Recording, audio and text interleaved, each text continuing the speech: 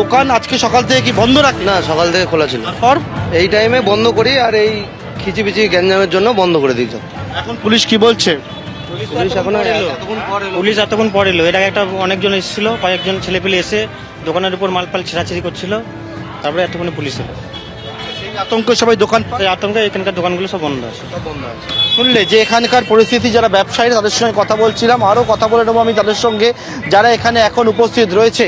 আপনাদের এখন পুলিশ এসছে, পুলিশের তরফ থেকে কি বলা হলো বা আতঙ্কটা যে তরফ থেকে আমাদেরকে এই মুহূর্তে একটা আশ্বাস দিয়েছে, আপনারা দোকান পাশা খুলুন।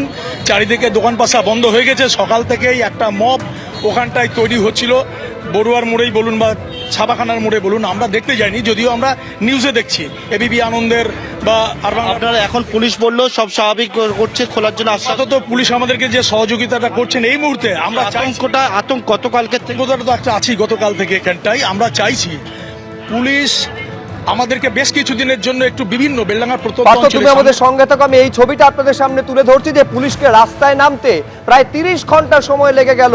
যে পদক্ষেপটা পুলিশের অনেক আগে নেওয়াটা দরকার ছিল, পুলিশের ঘুম ভাঙতে এতটা সময় লাগলো কেন? যার মধ্যে তাণ্ডবের ঘটনা পর পর ঘটতে আমরা দেখেছি।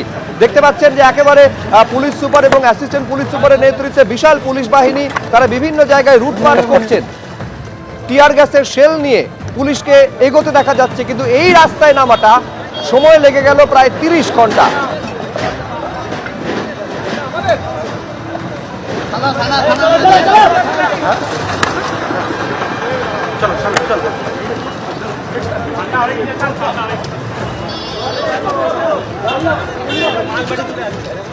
গতকাল থেকে এই তাণ্ডবের ছবি দেখা গেছে, প্রতিবাদের নামে তাণ্ডব হয়েছে। গতকাল যেভাবে প্রায় 6 ঘন্টা জাতীয় সড়ক অবরুদ্ধ ছিল, এটা আজকের ছবি দেখতে পাচ্ছেন।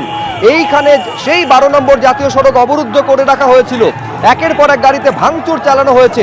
শুধুমাত্র জাতীয় সড়ক অবরুদ্ধ হয়েছে এমনটা নয়, রেল অবরোধ পর্যন্ত করা হয়েছে, যার জেরে পরিস্থিতি এমন জায়গায় গিয়েছে লালগোলা সেকশনে আপাতত ট্রেন চলাচল বন্ধ করে দিয়েছে পূর্ব রেল। কিন্তু তারপর পরিস্থিতি স্বাভাবিক করার প্রয়াসে রাস্তায় নামতে দেখা গেল পুলিশকে। আমি কথা বলবো, রাজীব চৌধুরী আমাদের প্রতিনিধি রয়েছেন। এই প্রশ্নটা রাজীব সঙ্গত কারণে উঠবে। তাণ্ডব চলেছে, প্রতিবাদের নামে গুন্ডামি চলেছে, অথচ পুলিশের ঘুম ভাঙতে প্রায় 30 ঘন্টা সময় লেগে গেল। একেবারেই যে এই যে ঘটনা, জানাচ্ছি একবার সরাসরি পুলিশ সুপার কি বলছেন। হ্যাঁ, একেবারে এখন মুর্শিদাবাদের পুলিশ সুপার তিনি রয়েছেন এবং থেকে গোটা পরিস্থিতি কীভাবে স্বাভাবিক করার চেষ্টা করছেন। একেবারে আজকে এখন পরিস্থিতিটা কি আমরা জানতে চাই। পরিস্থিতি একদম স্বাভাবিক আছে, নর্মাল আছে। এখন কিছু অবরোধ হয়েছিল রাস্তার, আর কিছু একটা পাঁচরাহা মোড়ের রেল অবরোধ হয়েছিল। তো আমরা ওখানে এসে লাঠি চার্জ করে, বড়মা মোড় আগে ছিল, বড়মা মোড় আমরা ক্লিয়ার করলাম, তারপর পাঁচরাহা মোড় ক্লিয়ার করলাম। এখন কোনো জায়গায় কোনো অবরোধ নেই, কোনো অসুবিধা নেই। পাবলিক মুভমেন্ট, দোকান যা আছে সব নর্মালি খোলা আছে, কোনো ইস্যু নেই।